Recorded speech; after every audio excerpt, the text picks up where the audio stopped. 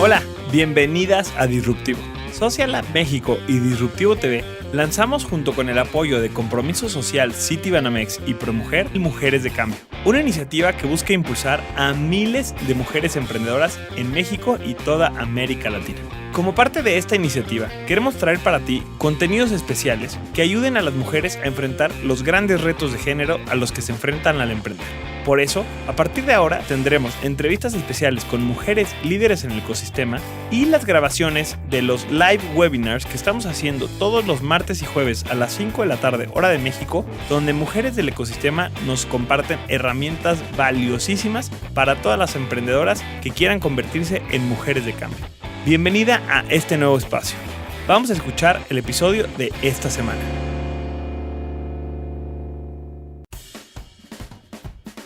Hola Delfina, bienvenida a esta sesión.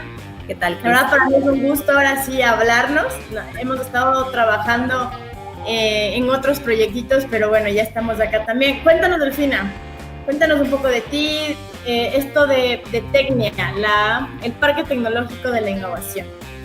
Pues sí, buenas tardes a todos, bienvenidos a este webinar, gracias por la invitación a Social Lab, a Disruptivo y a este proyecto de Mujeres de Cambio. Es un gusto poder estar aquí con ustedes el día de hoy.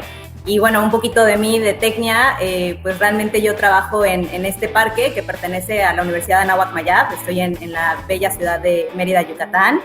Hace calor, entonces estoy ahorita con un poco de aire para que yo no vaya a morir durante estos siguientes 45 minutos a una hora que estemos platicando. Pues coordino ahorita la incubadora de negocios en la aceleradora también, que sé que están ahí los emprendedores, pero realmente llevo desde el 2018 con esta coordinación y antes trabajaba justamente en la oficina de propiedad intelectual que tenemos en el parque, en todo el área de transferencia tecnológica, y pues es un tema que creo que es esencial, ¿no? Yo soy de hecho biotecnóloga de estudio y cuando estudié dije no me quiero dedicar a la investigación, aunque me encanta todo lo que nace justamente de la invención del hombre y me gustaba mucho más el tema de cómo elaborar empresas que nacían de la investigación. Y bueno, y entonces eso me llevó a la propiedad intelectual y que es algo que quiero compartir el día de hoy con todos los que nos estén viendo, todos y todas. Sí, buenísimo, muchas gracias. Además, pues, dato curioso, Delfina estuvo acompañándonos a todo el equipo de Disruptivo y Social Lab este fin de semana durante el gran evento que tuvimos, el hackathon que desarrollamos. Entonces, también te quiero agradecer por esa participación, fue esencial el papel de los y las mentoras, entonces gracias por sumarte. Pues listas, estamos listos para empezar. Nada más, recuerden, dudas, preguntas, no sé si tienen dudas sobre Tecnia, sobre qué es lo que hace Delfina, que esté relacionado a lo de propiedad intelectual y que pueda aportar a sus emprendimientos, pues déjenlos acá en los comentarios y lo vamos a ir resolviendo. Entonces, estoy lista Delfina cuando tú me digas. Perfecto, pues bueno, si quieres pasa a la siguiente.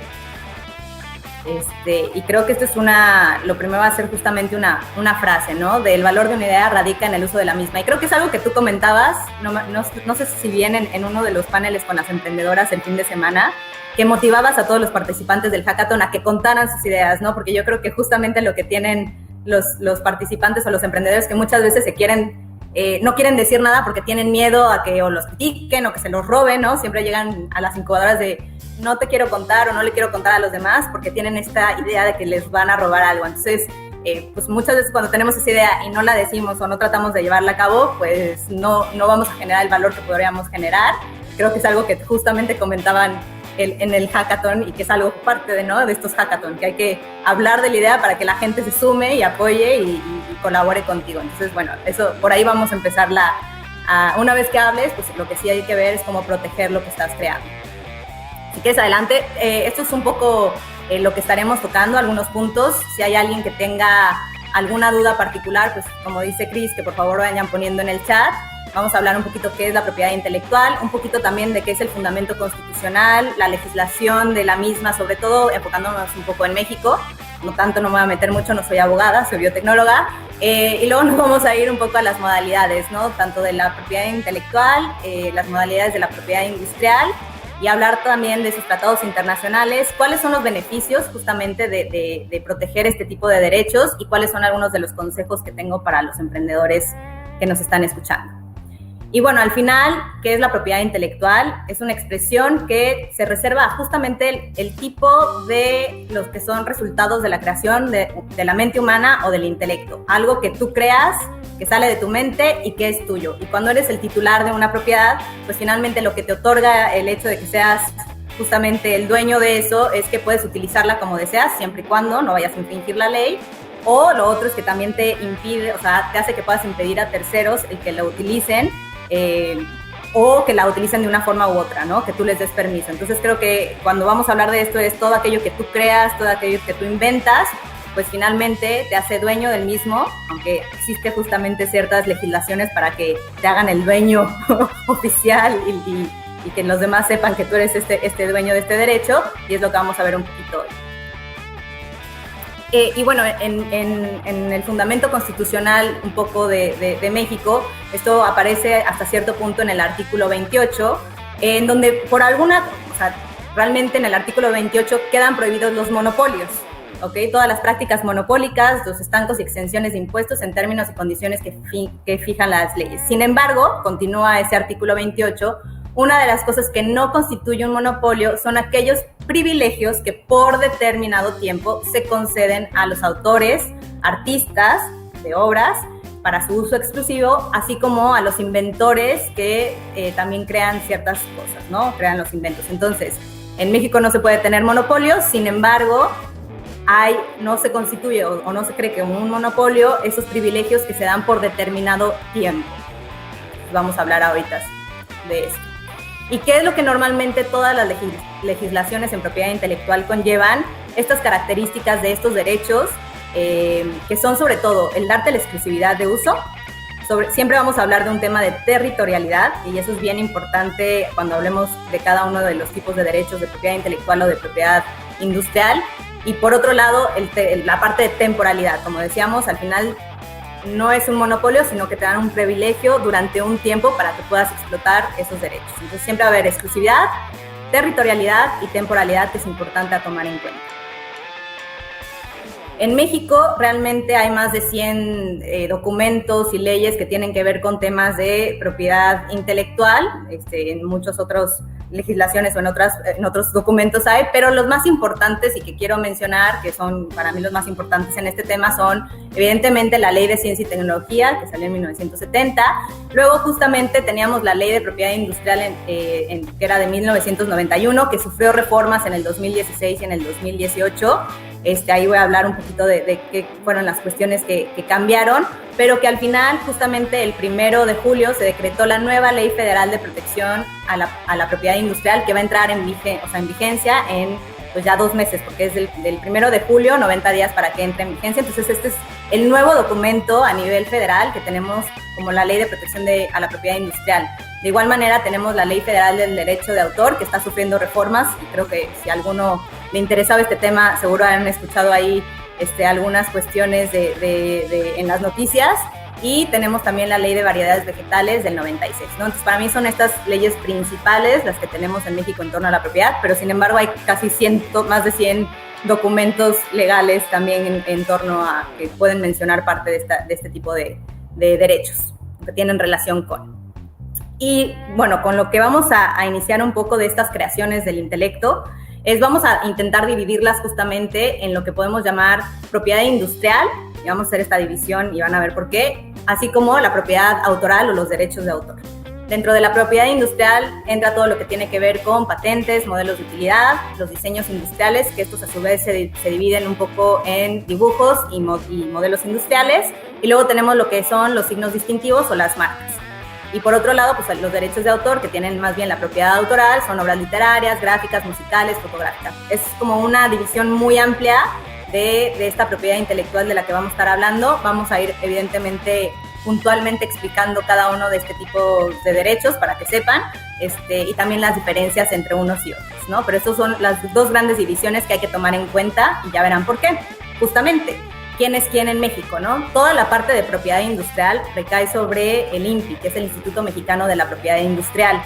Si no lo conocían o si no se habían acercado a ellos, les sugiero justamente que vayan desde Facebook y lo sigan, porque están también, además del webinar de hoy, ellos están subiendo muchos videotutoriales de muchos otros servicios que están otorgando, pero el INPI justamente ve toda la parte de patentes, modelos de utilidad, diseños industriales, circuitos integrados, los secretos industriales y todo el tema de justamente signos distintivos.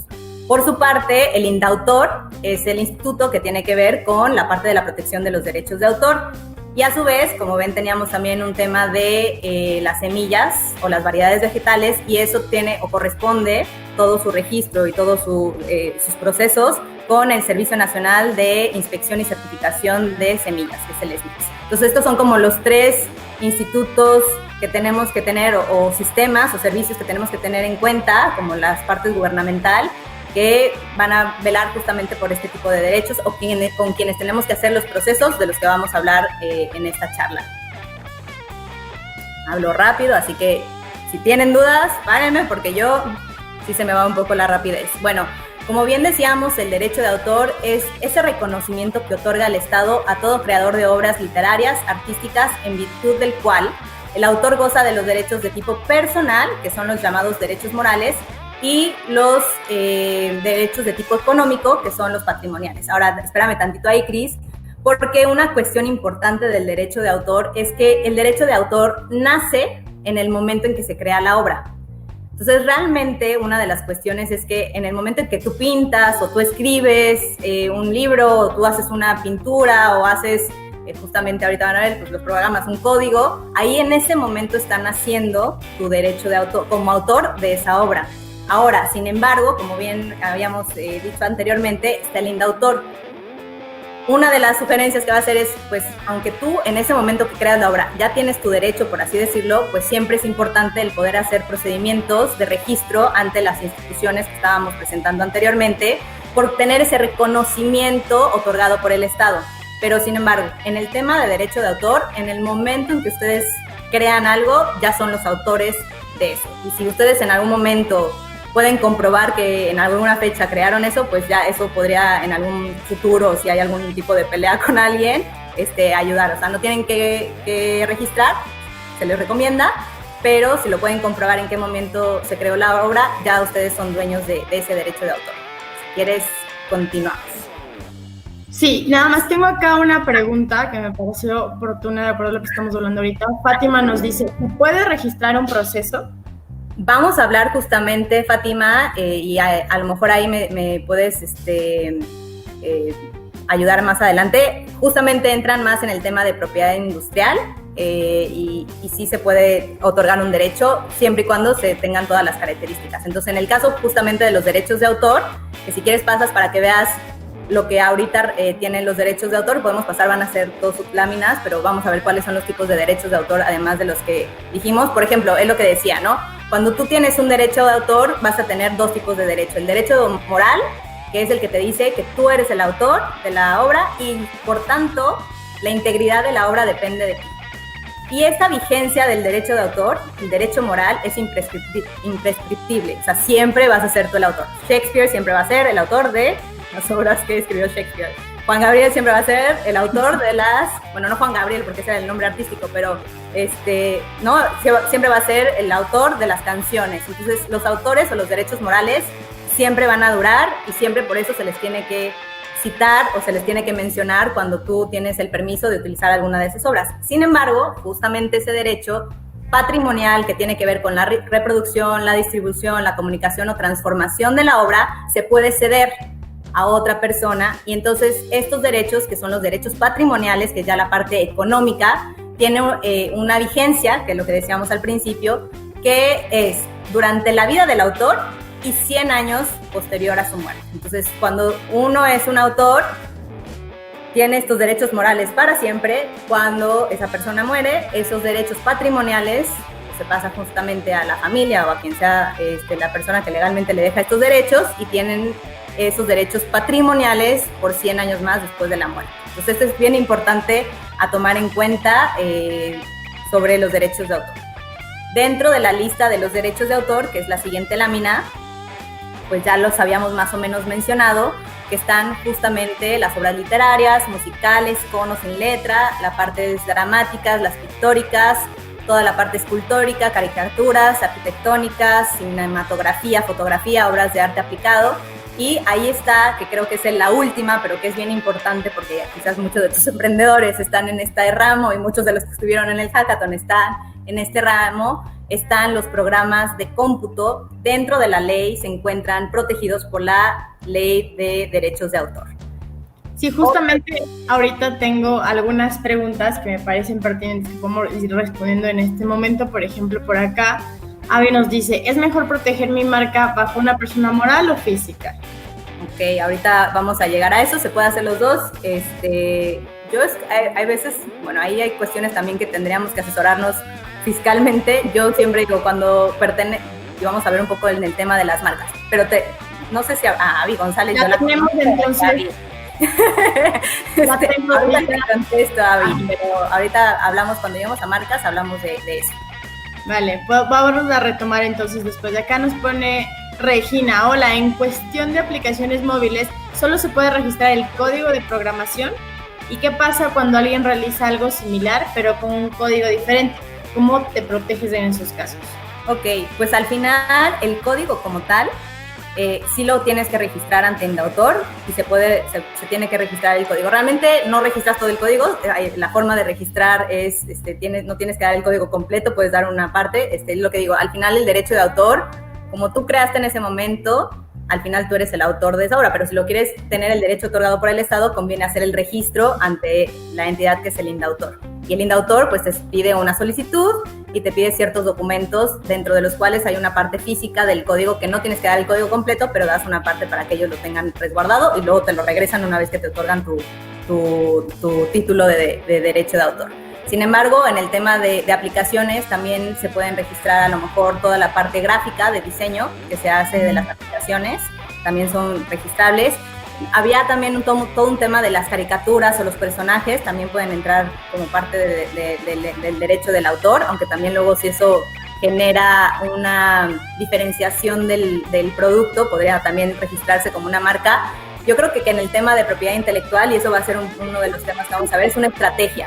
De lo que tengas, realmente hay diferentes tipos de derechos que pueden justamente proteger, ¿no? Veámoslo como un átomo, o sea, el core o lo del dentro del átomo se puede proteger de una manera, normalmente son los procesos y las invenciones. Luego a lo mejor tenemos una parte más visual, lo que hace que relacionemos cualquier producto o servicio con el consumidor, normalmente está protegido por el tema de marcas, ¿no? Pero un solo producto, un servicio, tenemos que ver el negocio como un todo y poder ver qué tantos de estos tipos de derechos podrían aplicar para ir justamente generando diferentes protecciones, no es solo una o solo otra, yo creo que hay un conjunto de protecciones que se pueden hacer. Un manual de procedimientos o protocolo anti-indautor, todo el tema, por ejemplo, sobre todo de manual de procedimientos para franquicias, podría ser también un tema que se pueda meter hacia indautor. Luego hay procesos, que vamos a ver más en el tema de industrial, que pudiesen protegerse como patente, si tienen los requisitos de una patente, y hay veces que también por conveniencia, desde el punto de vista competitivo, convendría tener un proceso como el secreto industrial. Entonces, eso sería otra forma también de mantener un proceso, ¿no? Puede ser desde un manual de procedimientos o puede ser un proceso de otra cosa que lo tengamos, que tenga los requisitos de la patente, o incluso a lo mejor más bien tendría que mantenerse como un secreto industrial. Pero todos estos tipos de derechos no es uno sí y el otro ya no, algunos sí. Ahorita vamos a ver un poquito justamente de estas cosas, pero es complicado, pero voy a intentar ser lo más clara, ¿no? Pero se pueden, el hecho de que registres de una manera, más bien tienes que saber cuáles son las cuestiones o requisitos del otro tipo de registro para que puedas hacer registros en conjunto y vayas protegiendo cada vez mejor tu obra, tu producto, tu servicio, tu empresa, ¿no? Tu startup. Yo tengo intenciones de registrar productos y procesos, pero ¿en qué etapa del proyecto se debe de registrar? Ok, ahorita yo creo que, Bertín, te voy a comentar. Bueno, por ejemplo, el tema del registro de autor, realmente el trámite ante el indautor, y ahorita se me fue un poco el monto, realmente los derechos de registros ante indautor son bastante asequibles, son como de 200 y tantos, yo creo que ahorita ya subió más después de los IVAs que pero están entre los 200, 300 pesos cada registro que se hace ante indautor. Y realmente dependiendo de dónde estén en la ciudad, en el país, pues en la Ciudad de México son muchísimo más rápidos, sale muchísimo más rápido. Es un registro que lo haces porque quieres y porque realmente quieres otorgar y tener ese título que tiene una fecha, que tiene como que una entidad federativa el que te lo otorgó. Pero realmente es un procedimiento bastante más de tener todo lo que te piden, la documentación, y pagar los derechos que son bastante más accesibles. Cuando hablemos ahorita de propiedad industrial, les voy a comentar más o menos el aproximado de los montos solo de las tarifas, aunque yo en ciertos casos con el tema de derecho de autor, y creo que es algo importante. Yo creo que como emprendedores podemos conocer muchas cosas, de hecho nos ponemos muchas cachuchas al principio, ¿no? O sea, tenemos que hacer de todo al principio como emprendedores. Yo creo que es importante que aprendan de esto de la propiedad intelectual para saber, pues, justamente las cuestiones básicas, pero siempre es importante acercarse a expertos en algún momento, ¿no? Entonces, asesorarse ya sea con las propias entidades federativas que mencioné, o incluso también a veces buscar en las incubadoras, en las aceleradoras, pues alguien que pueda justamente ayudarles para generar esta estrategia de protección. Porque ya cuando hablamos un poco de propiedad industrial, ya el tema de la inversión es un poco más alta. En el caso, por ejemplo, de los derechos de autor, adicional al tiempo que les comenté que tenían de vigencia, pues son derechos que al final tienen una territorialidad de protección a nivel mundial. ¿Okay? Tú eres autor de una obra aquí y en Francia y en China. Entonces te reconocen como autor de esa obra en todos lados. En el caso de la propiedad industrial, sí está marcada la territorialidad en cada país en donde solicitas el derecho. Entonces, si solicitas aquí en México y te lo otorgan aquí en México, pero nunca solicitaste en otro lado, pues eso es otro. Cada país tiene sus. Es casi similar a legislaciones, pero cada país tendrías que ir protegiendo país por país, ¿no? Entonces ahí, claro, cuando me pregunta Bertín eso, pues depende un poco, depende de lo que tienes, tendríamos que analizar. Si lo tuyo es una patente, pues me vas a decir, oye, pues realmente si tienes algo que puedes patentar, yo recomendaría que fuese de las cuestiones iniciales como actividades clave de tu Canvas que pusieras, y de los recursos clave y de los recursos de inversión que vas a solicitar. En el caso a lo mejor de un tema de indautor, ni siquiera lo tienes que registrar mientras tengas claro una fecha donde se conoce que fuiste tú el creador. Se recomienda que hagas, porque además es bastante más barato, pero bueno, yo creo que es un tema también, ¿no? Y si estás empezando en México, pues empecemos, y ahorita vamos a ver un poco los temas que en eso complican la estrategia en temas de propiedad industrial, sobre todo en el derecho de autor. Es lo que digo, nace cuando lo creas, recomiendo que lo registren para que tengan el título que les otorga el Estado. Ahora, me quedan las preguntas que dijiste antes, Cris, y creo que no las voy a dejar de responder porque justamente vamos a entrar como en este tipo de materia. Pero, por ejemplo, en el caso de cuando hablamos ya de estas modalidades de propiedad industrial, podemos también dividirlo en tres grandes, ¿no? Todo lo que tiene que ver con innovaciones técnicas, que tiene que ser como el resultado de tecnologías y de inversión en investigación y desarrollo. Luego tenemos todo lo que tiene que ver con innovación en diseño, que es como la parte más ornamental de las cosas, que también se puede proteger. Y todo lo que tiene que ver como un poco la identidad corporativa, o lo que yo les decía como el átomo, ¿no? Esa parte que tiene relación con el cliente, que hace que te distingan a ti de tus competidores. Y eso es la parte de, pues, los signos distintivos. Entonces ahí en propiedad industrial tenemos esos tres grandes diferenciaciones. Ya lo habíamos dicho, modelos de utilidad y patentes tienen que ver más con innovaciones técnicas. Diseños industriales, que tenemos tanto dibujos como modelos, que están en la parte de innovaciones en diseño.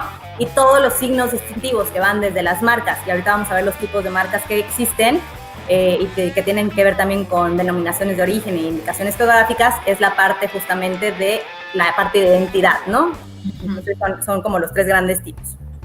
Ahora, cuando hablamos de innovaciones tecnológicas, y aquí empieza, ¿no?, la materia. ¿Qué es una invención? Realmente es una solución nueva a un problema técnico. ¿Okay? Entonces, ¿qué es una patente? Es un derecho de exclusividad otorgado por el Estado sobre una invención, el cual permite la explotación comercial de manera exclusiva dentro de un territorio y tiempo determinado. Es decir, si te otorgan la patente o solicitas la patente en México tienes el derecho de protección de evitar que terceros utilicen esa patente. ¿Por cuánto tiempo te otorgan este derecho? Durante 20 años. Las patentes duran 20 años.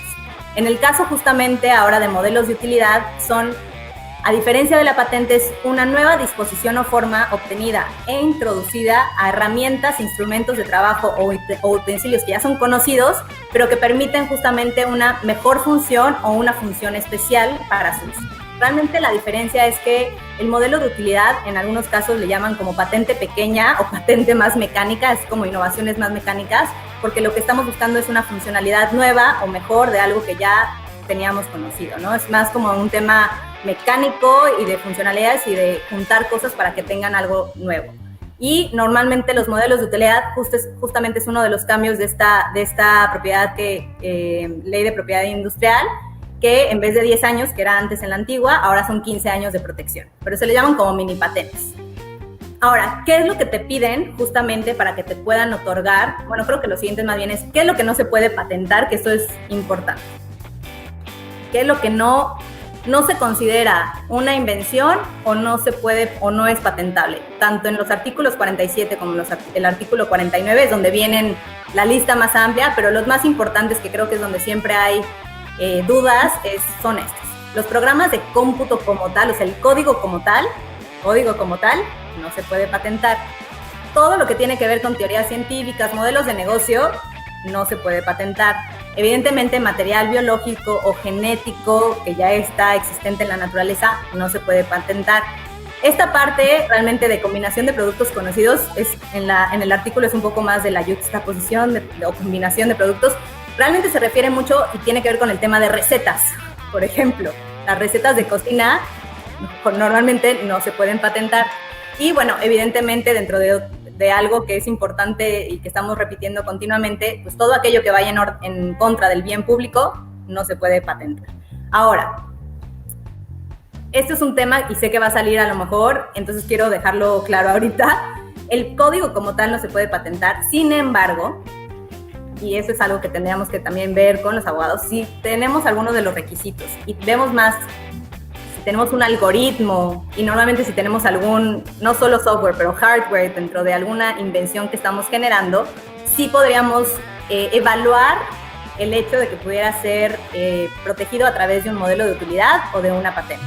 Entonces, cuando normalmente tenemos estas invenciones que son hardware y que tienen software, que dentro del software hay un tema de un algoritmo, porque al final un algoritmo es un proceso, y esto genera una diferenciación a lo que se hacía antes y lleva todos los requisitos que ahorita vamos a ver que se requiere tener para que te otorguen una patente o un modelo incluso de utilidad, sí podríamos hacer. Pero el código como tal no se puede patentar. Entonces, por ahí me decían, ¿qué hago si tengo este programa de cómputo? Y esto, la verdad, es una de las recomendaciones que se las escuché en una plática, en una clase y luego en artículos a uno de los doctores que está aquí en Yucatán, que es el doctor Alberto Muñoz, que él tiene patentes, sus empresas tienen patentes que tienen que ver relacionadas con software, y él dice, si no puedes patentar tu software, pues lo que haces es que continuamente lo estés actualizando, porque realmente eso va a hacer que la persona que quiera copiar pues nunca va a tener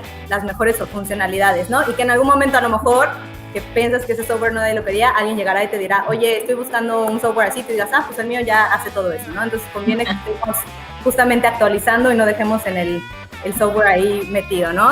Y a lo mejor, sí. Eso es más o menos lo que hacen todas las aplicaciones, mantenerse constantemente en actualizaciones. Ya ves que siempre estás actualizándote, no sé, WhatsApp lo hace, distintas marcas lo hacen, entonces pues sí, a eso se refiere un poco. Sí, ya al final yo creo que también eso es algo que quiero también mencionar, porque como ven, vamos viendo, pues son cada registro, hablar de territorialidad, que solo me dan aquí el derecho, que si me quiero ir a otro lado ese es otro tal. Entonces, y si empiezo ahorita a hablar a lo mejor de cuánto cuesta más o menos, pues entonces van a parar los pelos, ¿no?, de punta de todos los emprendedores. Yo creo que la estrategia mucho es más allá del punto defensiva, de decir, quiero proteger porque no quiero que me copien. Esa no es la percepción o la mentalidad que tendríamos que tener como emprendedores. Tenemos que más bien llevar una mentalidad ofensiva.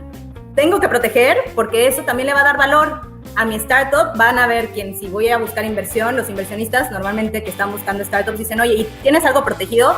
Pues sí, tengo mi marca, tengo mi no, a lo mejor tienes la solicitud de patente que a lo mejor no te la otorgan porque no te la otorgan por alguna cuestión durante el proceso, pero el hecho de que lo hayas intentado en ese momento, que ya hayas hecho todos los requisitos, yo creo que da valor al hecho de que estás haciendo lo que tendrías que hacer. No puedes ir pensando que no me copien o si va a venir la gran empresa, me va a copiar o lo va a hacer mal. No, o sea, pues ahí ni siquiera tenemos el dinero para ponernos en pleitos legales. Entonces no veamos esto desde el punto de vista defensivo, veámoslo desde el punto de vista ofensivo.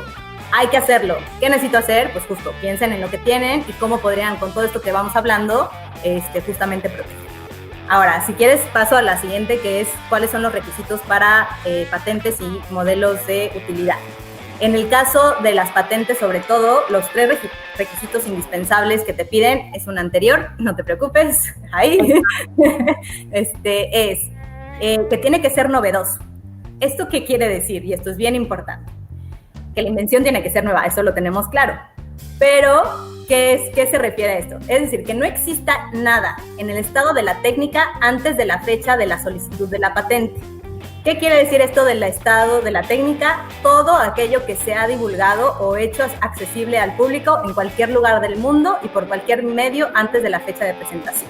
Esto es de las cosas más importantes cuando somos emprendedores y cuando somos investigadores, que nos gusta a lo mejor publicar o enseñar en una feria o ir a algún lugar y poner nuestra invención justamente para que alguien más le tome el periódico y nos digan, a este inventor le dieron el premio número 1 de esta invención tal, y entonces eso es una fecha de publicación de algo que nosotros creamos, y que si en ese momento no lo tenemos protegido o no habíamos pedido una solicitud, pues justamente esa publicación pudiese, a la hora de nosotros pedir una patente, ser parte del estado de la técnica encontrado. O sea, lo mismo que nosotros publicamos podría ir a jugar en nuestra contra. Ahora, ¿qué tenemos como parte de la ley que te permite? Si tú publicas algo y no has solicitado una patente, sí tienes un tiempo de gracia de 12 meses para poder hacer esta solicitud. Y entonces, pero si te pasas de esos 12 meses, entonces sí afectaría a la novedad de tu invención. Entonces, eso es bien importante tomarlo en cuenta.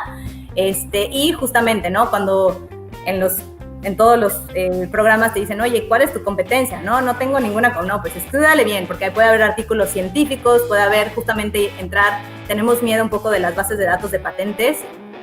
No es el tema de hoy, pero bueno, también uno debe de empezar a aprender a meterse en bases de datos de patentes para ver qué patentes están solicitadas en otras partes, porque justamente parte del proceso que si tú ya pides una patente, pues van a diferenciar lo que tú estás pidiendo, si es novedoso respecto a lo que ya se ha publicado antes. Entonces esa es la primera y la más importante y la que creo que hay que tener como que más en consideración. La segunda el segundo requisito es que tengas actividad inventiva. ¿Esto qué quiere decir? Que la invención no debe de ser obvia para un experto en la materia. Esto realmente es cuando tú solicitas la patente, te hacen 2 tipos de exámenes. Un examen de forma, es decir, lo solicitaste bien con todos los documentos y todos los formatos como tenías que hacerlo, pero luego pasas a un examen de fondo. Y en el examen de fondo, normalmente quienes están en el INPI y en todos los diferentes institutos a nivel internacional, es la OMPI o la Organización Mundial de la Propiedad Industrial, pues hay expertos en cada una de las materias: biotecnología, mecánica, electromecánica, biomecánica. Pues hay expertos de todas estas áreas que son los que evalúan justamente lo que tú estás solicitando, y en base a ese conocimiento de la materia ellos pueden decir si se les hace que hay actividad inventiva o que no hay. Aquí es una diferencia importante justamente con los patentes y modelos de utilidad, porque como que este requisito es un poquito más laxo en el caso de los modelos de utilidad. Aunque se pide, es un poquito menos fuerte, ¿no? Y por último, el tercero es evidentemente tiene que tener aplicación industrial. Entonces, como son los prerequisitos para tener una patente. Más o menos, ¿cuánto se tarda una patente? Pues de la solicitud que la pides, ¿no? El día 1, eso en caso de que te otorguen una patente que dura 20 años, va a empezar a contar esa vigencia a partir de la fecha de solicitud, supongamos que es el día de hoy, 21 de julio del 2020, pues si solicitas hoy una patente, te la otorgan, realmente tendrías una vigencia hasta el 2040 del 21 de julio, ¿no? Son 20 años a partir de la fecha de solicitud. Y esto también es importante tomarlo en cuenta, para también hacer otros trámites en el caso de que quieras solicitar patentes en otros países. Hay una forma que puedes ir en 12 meses, solicitar en otros países, o si no, hablaremos un poquito de tratados internacionales posteriormente. Pero bueno, eso es importante a tomar en cuenta. A partir de la fecha que solicitas, no te tienes el derecho, o sea, no te otorgan la patente, o sea, solicitaste la patente, pero todavía no tienes el derecho de evitar que otros te copien hasta que te la otorgan. Y eso sí dura un poquito, como unos 5 o 6 años, dependiendo de las legislaciones, en que te llegue el derecho otorgado, ¿no? Es un proceso tardado. Por lo que decía, tienen que buscar que sea novedoso y tienen que buscar en el estado de la técnica y comparar contra todas las bases de datos de patentes de todas partes, ¿no? Entonces, imagínense el acervo tecnológico que hay en esas bases de datos. Bueno, ahora está el tema justamente de la parte más ornamental, que lo podemos dividir en dos, que son los diseños industriales y de estos a su vez se dividen en modelo industrial y en dibujo industrial.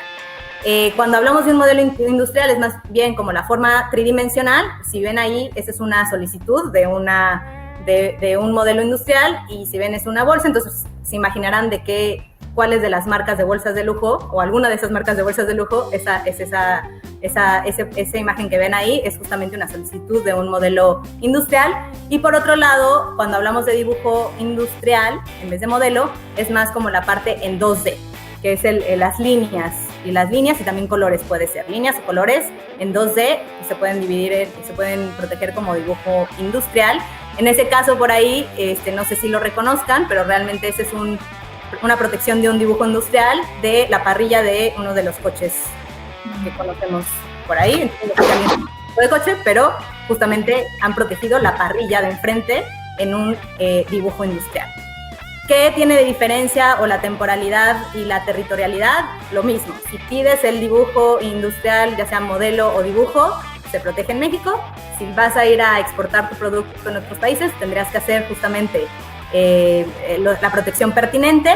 Ahora sí, estos tienen una temporalidad de 5 años, pero se pueden renovar hasta 25. Y eso fue un cambio de la ley del 2018, que se mantiene evidentemente en esta del 2020. Y eso fue un poco para ajustarse al resto de legislaciones de otros países que daban más tiempo a los dibujos, porque como puedes ver, pues tanto fabricantes de bolsos como fabricantes de coches utilizan de manera recurrente este tipo de protección de derechos. Entonces estos son los diseños industriales. Si quieres pasa. Y bueno, esto yo creo que esta es la típica que nos quedamos mucho tiempo, que son los signos distintivos, ¿no? Todo lo que tiene que ver con signos distintivos son marcas colectivas, marcas de certificación, avisos comerciales o eslogans, que era parte de lo que pedían en el hackathon a los integrantes, y muchos decían, no tengo ningún eslogan, entonces hay que incluso buscar esos eslogans. Nombres comerciales, que ahorita no me voy a meter mucho en eso, y también está dentro de esto lo que se conoce como denominación de origen e indicaciones geográficas, que también son cosas que aparecieron en las últimas reformas de los últimos años, sobre todo la indicación geográfica. Y vamos a hablar un poquito más a detalle, y aquí me voy a quedar, creo que me quedan pocos minutos, ¿verdad? Pero si quieres, arrecio un poquito, empiezo a hablar un poco más rápido. Si quieres, pasa a la siguiente, please. Marcas realmente se utilizan para distinguir productos o servicios de una persona o empresa dentro del mercado. ¿Cuánto tiempo duran? 10 años, pero estos se pueden prorrogar mientras tú sigas renovando tu marca cada 10 años, ¿ok?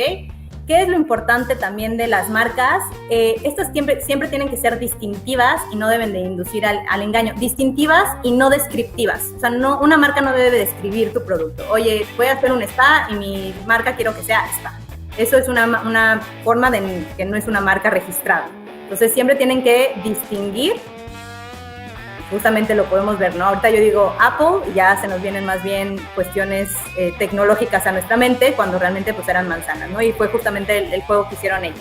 Entonces, las marcas, hay 45 clases, ¿ok? De marcas, 34 tienen que ver con productos y 11 tienen que ver con servicios. ¿Qué tiene que ser? Pues normalmente tú tienes que registrar la marca. Si tienes un producto, pues en la clase del producto. Si tienes varios productos, porque tienes zapatos y libros y tal, tendríamos que ver cuántas clases de marcas podría registrar. Si tienes aplicaciones que normalmente es un producto que está normalmente en una clase que es la 9, adicional a la aplicación normalmente das un servicio a través de la aplicación, entonces tendrías que registrar la clase del producto y la clase del servicio que das a través de tu aplicación. Entonces tienes 45 clases en las que puedes proteger tu marca. Parte que creo que es de las cuestiones de cambio de esta nueva ley que va a entrar en vigor es que antes teníamos que meter una solicitud por clase. Al parecer, dentro de esta nueva ley se va a permitir las solicitudes multiclase. Entonces, bueno, eso, si quieren más o menos, es lo de las marcas más importantes.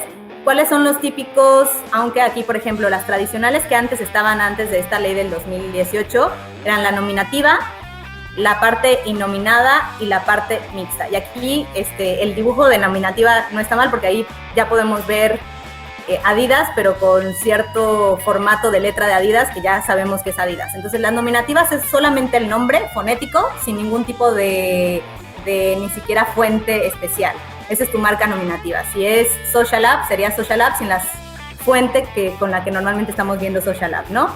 La innominada solamente se refiere a los logotipos sin ningún tipo de letra, y las mixtas es cuando ya juntamos justamente la letra con una fuente y el logotipo. Entonces esos son los 3 tipos normales de marca. ¿Cómo puedes registrar tu marca? Normalmente estos sí son registros que el derecho o lo que tienes que pagar ante el INPI está rondando los 3,000 pesos por clase y por tipo de marca. Entonces, pues a veces hay unos abogados que recomiendan que sea más por el lado nominativo, hay veces que hacen una estrategia de irte por la mixta. Entonces, bueno, eso convendría un poquito dependiendo de cada proyecto, hacer una estrategia para qué es lo que conviene y en base a los recursos que se tienen. Adicional a esto tenemos también dentro de las marcas tradicionales lo que era la tridimensional, que por ejemplo es la botellita de Coca-Cola del refresco, ya es una marca tridimensional. Entonces también aparecía dentro de estas 4 marcas tradicionales, que no la pusimos aquí, pero también está. Pero en el 2018, a partir de esas reformas y que también se continúan en esta nueva ley, tenemos también posibilidad de registrar marcas olfativas, holográficas, de imagen comercial y sonoras. Estos son los cambios que estamos teniendo en nuestra ley y que ya empiezan a haber solicitudes de este tipo, ¿no? Play-Doh, por ejemplo, pues ya tiene una marca también olfativa, ¿no? Entonces, bueno, son las nuevas marcas no tradicionales. ¿Qué es lo que recomendamos un poco para que puedas elegir tu marca según el INPI? O sea, estos son puntos para poder elegir una marca según la OMPI, que es la Organización Mundial de Propiedad Industrial. 1, primero tienes que comprobar que cumple con todos los requisitos legales del registro. Evidentemente, si va en contra de la moral pública, si es descriptiva del producto o servicio, hay una serie de cuestiones que no permiten que registre la marca. No puedes registrar tampoco, por ejemplo, una marca que tú quieres registrar, por ejemplo, un restaurante Frida Kahlo, porque Frida Kahlo es un derecho de autor. Entonces, ese tipo de marcas no se pueden registrar. Todas las cuestiones de nuestros signos nacionales, independientemente que en Estados Unidos son como que más utilizando los colores de los nacionales, aquí nada que tenga que ver con el escudo ni nada puede registrarse como marca tampoco. Y la parte de eso, que yo creo que lo más importante es la parte descriptiva. Tampoco podemos registrar algo que suene a una marca ya registrada, porque se va a hacer una cuestión fonética, y si tú tratas como que de engañar para que puedas registrar eso, no te lo van a pasar. E incluso cuando es algo muy descriptivo y dices, bueno, es descriptivo en México, pero si lo busco en finlandés y el spa lo quiero poner spa, pero en finlandés, seguro no van a saber. No, hacen esa búsqueda para saber que no estás utilizando los productos descriptivos, aunque los estés utilizando otros lenguajes, ¿no? Entonces, nada, que no quieran inducir al engaño, que quienes revisan esto, revisan bien. Lo segundo es eso, que no investigues que no haya ninguna marca idéntica o semejante en grado de confusión a nivel fonético registrado en la misma clase generalmente o en clases que son como conexas. ¿Ok? Entonces, normalmente si tú vendes zapatos, entonces intenta revisar en la clase de zapatos e intenta revisar en la clase de comercialización de cosas, que es de una de servicios. Entonces, traten de hacer las 2 revisiones, pero por ejemplo, sí se puede. Si yo vendo software, que es una aplicación, y tú, Chris, vendes zapatos y tenemos una marca similar, como estamos en clases diferentes y a lo mejor mi software no tiene nada que ver con nada de zapatos, podríamos registrar cada quien una marca similar fonéticamente y nos la darían a ti y a mí sin problema alguno.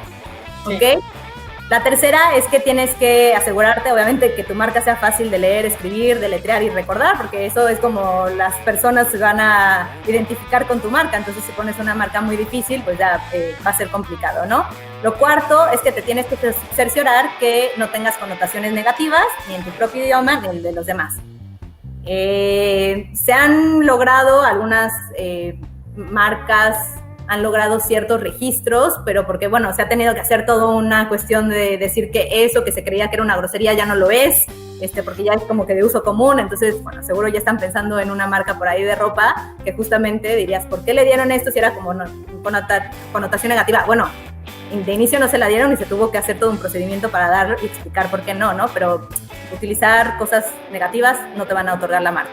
Y lo 5 es, obviamente, pues en estos tiempos, y sobre todo en estos tiempos que ya estamos de esta manera virtual, pues siempre hay que comprobar que lo que tú vayas a registrar como marca también esté disponible como dominio para que tengas todo, aunque el dominio y la marca separado, pero compruébalo porque es bueno para tu negocio.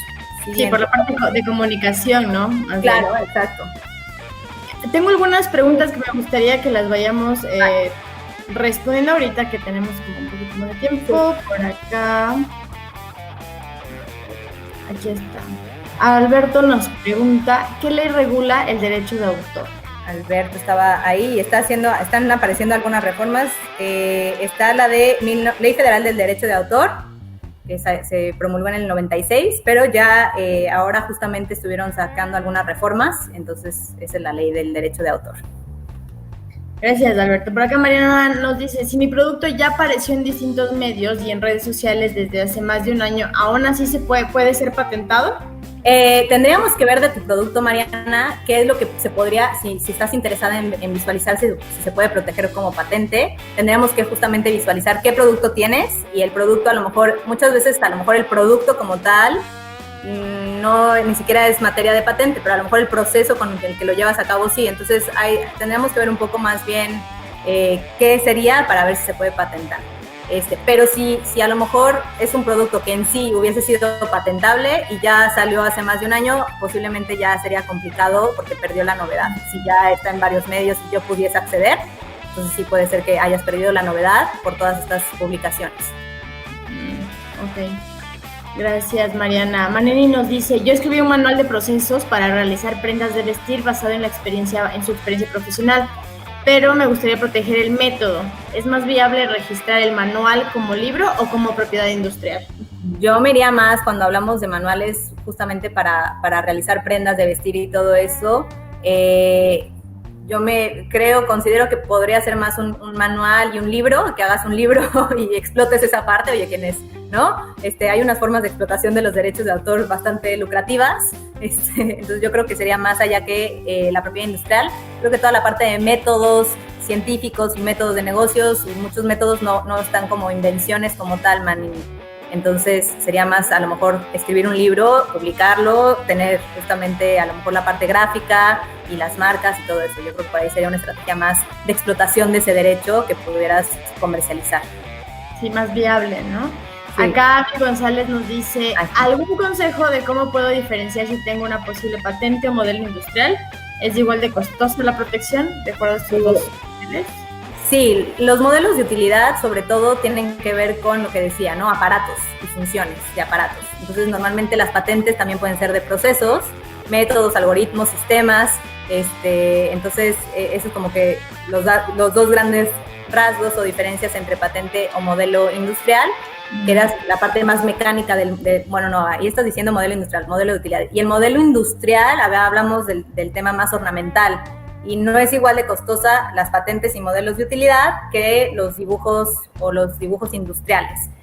¿Por qué no? Bueno, realmente yo creo que en el tema justamente de las solicitudes de patentes y de modelos de utilidad, yo sí aconsejaría siempre tener el apoyo de expertos en la materia para la redacción como tal de estos documentos, porque tienen una forma de presentarse y que si bien, aunque vas al INPI muchas veces te ayudan, las personas que están ahí siempre están accesibles a ayudarte, siento yo que es una materia complicada y que muchas veces por esto dejamos fuera cosas y que a lo mejor en ese momento nos queremos ahorrar ciertas cosas del abogado, pero a futuro creo que vamos a prevenir peores, justamente peores cuestiones que pudiesen pasar, ¿no? Entonces, yo en el tema de modelos de utilidad y patentes es un poco más costoso. Ahora, suelen tener en todos estos tipos de propiedad industrial dibujos industriales, modelos de utilidad y patentes.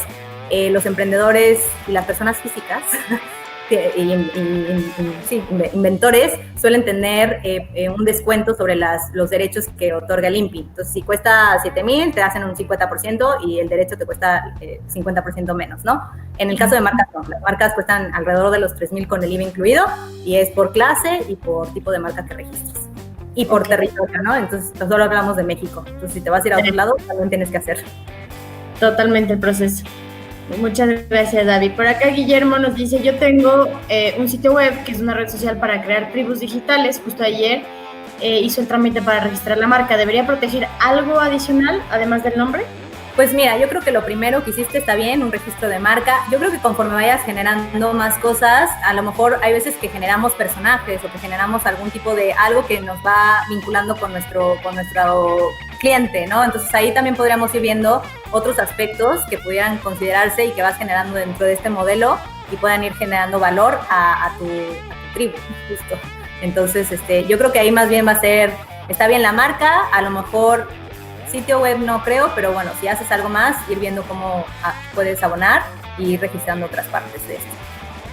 Súper, muchísimas gracias, Guillermo. Miguel nos pregunta, ¿qué estrategias sugieres para la escritura de reivindicaciones en relación a la calidad de una patente con propósitos de comercialización en el marco de los tratados comerciales, por ejemplo, el TEMEC?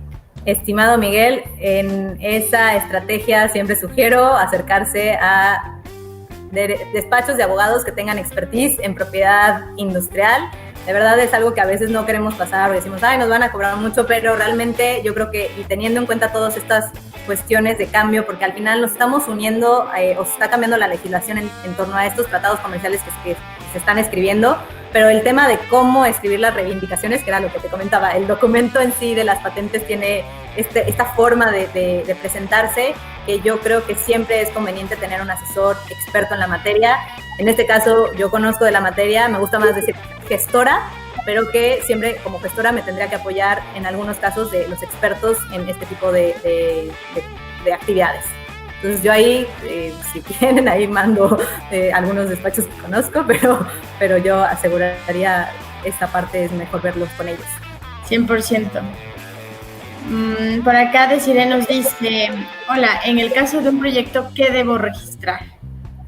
Es muy general eso que me estás diciendo, Desiree, entonces tendríamos que ver qué es el proyecto y qué tienes, ¿no? Lo que sí es si estás creando algo, si estás generando un producto, si estás generando un servicio, pues ten un poco, cuestiona a lo mejor si identificaste algo de lo que estuvimos hablando, asesórate y di, oye, de esto podría proteger, ¿no? Porque me estás hablando de algo muy general, entonces así no te puedo yo decir, podríamos hablar y que me contaras un poquito más de qué es ese proyecto. Y muchas veces también hay cuestiones que más allá, que es un poco lo que seguía, pero nos va a dar poco tiempo, los secretos, no secreto industrial, pero bueno, muchas veces también al inicio, más allá de no contar, podemos contar, pero sabemos si vamos con un proveedor, que estamos viendo si va a ser nuestro proveedor y le queremos enseñar algo, oye, pues firma un acuerdo de confidencialidad, ¿no? Por lo menos, si vas a dar más información de la que debes con alguien que a lo mejor sí tenga capacidades de hacer algo que tú no, pues siempre ten por lo menos un acuerdo de confidencialidad que te firmen por si en algún momento ves que te lo copiaron o te hicieron, pues entonces a lo mejor ya tienes capacidad de pelearlo, pues ya por lo menos tienes el primer documento de que tú te quisiste proteger, ¿no? Y ellos firmaron que estaban de acuerdo en proteger esa información. Entonces yo creo que ahí hay veces que no hay que registrar nada, también hay que hacer que otros firmen acuerditos de confidencialidad. Un gran tip. Cuando no sabes qué registrar o por dónde empezar, pues... Y que no es con todo el mundo, pues si vas con alguien que a lo mejor tenga esa capacidad, pues oye, te voy a presentar, pero firmemos.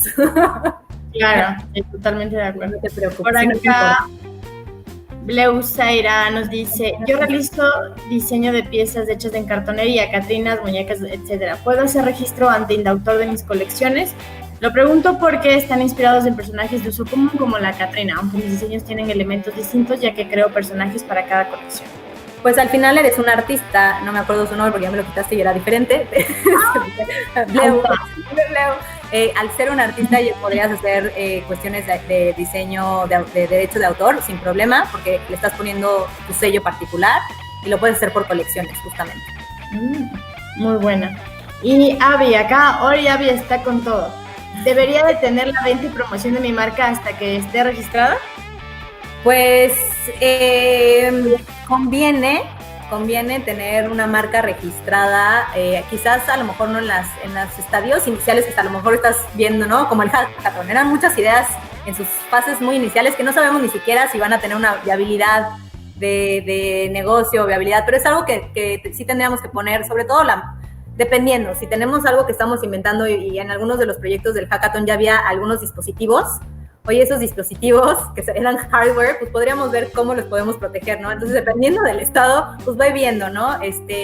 Finalmente, por ejemplo, al contrario de en Estados Unidos, cuando haces el registro de marca, en México es conveniente registrarlo antes incluso de que empieces a vender o comercializar, evidentemente identificando todas estas cuestiones, ¿no? Busca que no haya nada, que esté todos estos 5 recomendaciones que hablamos y otras que íbamos a ver después. Y si quieres pasamos a eso, pero sí conviene ver para que si en algún momento más te tardas más y quizás ya a lo mejor hay una marca registrada y que ya todo lo que hiciste no funcionó, o más bien tendrás que hacer un rebranding. Si quieres pasamos a lo siguiente, nada más son los últimos tips del registro de marca, que son para registrar anterior, y lo de industriales no, la anterior. Anterior. Para registrar la marca tienen que hacer estos 4 pasos. Definir una clase, que pueden justamente ir a Class NISA, y esta presentación, por favor, si la quieren compartir con sus emprendedores, adelante, o sea, no tengo problema. Tienen que definir la clase en classnisa.imp.gov.mx, pueden justamente ver en qué clase de los 34 productos o servicios está lo que están haciendo, o si en más de 2 clases. Tienen que hacer una búsqueda fonética ahí. Otra vez, lo pueden hacer ustedes, si pueden acercarse al INPI, acérquense al INPI, si quieren acercarse con alguien experto en materia, acérquense con quien quieran, pero pueden hacerlo ustedes, los incito a que lo hagan, pero también luego si tienen dudas, acercarse con algún experto. Y lo hacen a través de Marcia, que además esto es nuevo, ¿no? Ya tiene inteligencia artificial las próximas búsquedas que tiene el INPI, entonces va a ser más fácil. Y luego tienen que llenar la solicitud y pagar los derechos oficiales.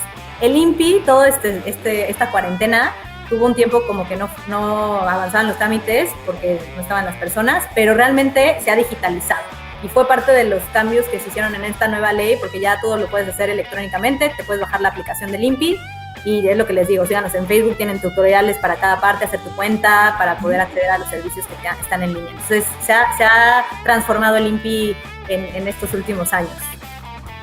Se ha adaptado. Si quieres pasa realmente lo siguiente. Tú me dices. Industriales, si quieres, de eso ya más o menos hablamos. Esto es importante, la parte anterior de tratados internacionales, les comenta, lo puedes dejar rápido. Estas cuestiones se tienen que pedir por territorio, pero sin embargo pertenecemos a ciertos tratados o ciertos acuerdos a nivel internacional, en lo que nos permite, que era el tema justamente de prioridad, lo que nos permite como que nos respeten esa prioridad a la hora de hacer un registro, que no es un registro internacional. Lo que vamos a hacer es una solicitud a través del Tratado de Cooperación en materia de patentes, nos va a mantener la fecha de solicitud en México, pero lo podemos pedir posteriormente en varios países. Entonces, todas nuestras solicitudes van a mantener la misma fecha de prioridad que la que hicimos en México, y eso es como una forma de acceder a la protección en diferentes países. Lo mismo pasa con el sistema de Madrid, que es el tema sobre todo de marcas, y los otros del sistema de la Haya y el arreglo de Lisboa tienen que ver con la parte de diseños industriales y con la parte de denominaciones de origen y indicaciones geográficas, ¿no? Esos son como los tratados a los que pertenecemos, que tienen que ver con todos los derechos de propiedad industrial. Siguiente, si quieres. Y bueno, ¿por qué es importante registrar? Porque finalmente te va a identificar como el titular legítimo. Se va a convertir en algo que se llama activo intangible. Es decir, esto va a empezar a generar valor conforme tú empieces a generar valor justamente tu producto o servicio. Y por aquí al lado ven las 5 marcas más valiosas, que pues eso realmente tú lo puedes vender, ceder, licenciar. Tienes esa posibilidad de otorgar licencias de uso a otros y recibir un ingreso adicional a lo que tú estás haciendo por las licencias de uso de tus marcas o de activos intangibles. Y bueno, evidentemente protegerte en contra de la piratería y competencia desleal, que yo creo que es algo importante, que normalmente cuando eres startup pues no hay que focalizarnos en eso, como decía, pero que finalmente podrás llegar a un momento en decir, me está copiando, y tienes todo para ir en contra de esas personas. Inicialmente no creo que hay que pensar así, porque si no, nos vamos a desgastar. Siguiente. Y bueno, al final, mis consejos, que creo que era lo más importante y tenemos 3 minutos. Yo creo que es importante como emprendedores, lo primero, formalizar los términos de esta propiedad entre fundadores. Ahí comentaba Abby al principio. ¿Qué conviene? Si registrarlo como persona física o persona moral. Pues justamente, ¿no? Si eres un socio de una startup y entonces a nombre de quién va a ser ese título, si ya dijimos que eso va a generar valor, ¿no? Entonces, sí se puede registrar la marca y que tengamos a 2 personas que son titulares, nada más que justamente se tiene que establecer el porcentaje de titularidad. Oye, si vamos a dividir la marca 60-40, si esto en algún momento lo vendemos, tú 60 y yo 40, y eso fue lo primero que establecieron, ¿no? Entonces yo creo que a veces considero que cuando estás haciendo un proyecto, supuestamente te llevas con tus socios, ya tienes tu startup conformada, pues puede ser que la sugeriría que fuese más por la persona moral. Ahora también hay cuestiones ahí de fiscales y cuestiones que se pueden hacer, entonces también se pueden asesorar con algún abogado para ver qué les conviene en ese momento. Patentar es caro, se los dije hace un momento, lo empezaron a dilucidar, entonces hay que gastar con estrategia, pero si hay algo dentro de lo que estás creando que puede ser protegible por patente, eso es de las cosas que mayor valor también toma si se comercializa correctamente. Y ahorita estamos viendo todo esto, ¿no? Universidad de Oxford crea la vacuna, quien va a tener todos los derechos de comercialización es una farmacéutica que se llama AstraZeneca. Y todo esto siempre en las farmacéuticas tiene que ver con patentes. Entonces, quizás son grandes ligas, pero pues queremos estar en grandes ligas. Hay que cuidar nuestras ideas, acuerdos de confidencialidad, hay que tener claridad en la titularidad de los derechos, es decir, cuando contratamos gente, si tenemos diseñadores gráficos, si tenemos programadores, ahí hablamos de derechos de autor, ellos son los creadores de ese código o los creadores de ese diseño, entonces tendríamos que tener esos acuerdos de contratos en donde nos cedan como empresa esos derechos de patrimoniales, no los autorales. Por eso está el tema de los derechos de autor, es conveniente registrarlos por tener aunque no se deban, conviene siempre tener un registro si eres un emprendedor. Y bueno, y proteger los dominios, ¿no? Que conviene para lo que decíamos, ya que tienes la marca registrada y que no tengas el dominio, pues no conviene. Y pues esto, ¿no? Finalmente nadie nace siendo grande, hay que pensar por algún lado y pues es todo. Mi presentación del día de hoy. La verdad te quiero agradecer muchísimo por haberte sumado a estos 2 eventos en los que hemos estado corriendo este fin de semana y el día de hoy. Me gusta mucho lo que he mencionado mucho y he sido muy constante en decirlo. Estos espacios que generamos a través del proyecto de Mujeres de Cambio nos permiten dar voz a esos personajes que están en el ecosistema que a veces no tenemos los espacios o no nos dan, no sé, a veces no queremos, también es parte de nuestra personalidad, pero nos ayuda mucho a visibilizarnos en el ecosistema y a que podamos cada vez hablar más de lo que hacemos. Entonces, agradecerles a todos y todas por haberse sumado también a este espacio, a este live en el que podemos conectarnos y hablar sobre temas que estén relacionados al emprendimiento social. Muchísimas gracias, Delfina, y a todos y todas. Muchas gracias. Nos vemos entonces la próxima semana. Que estén bien. Bye. Bye.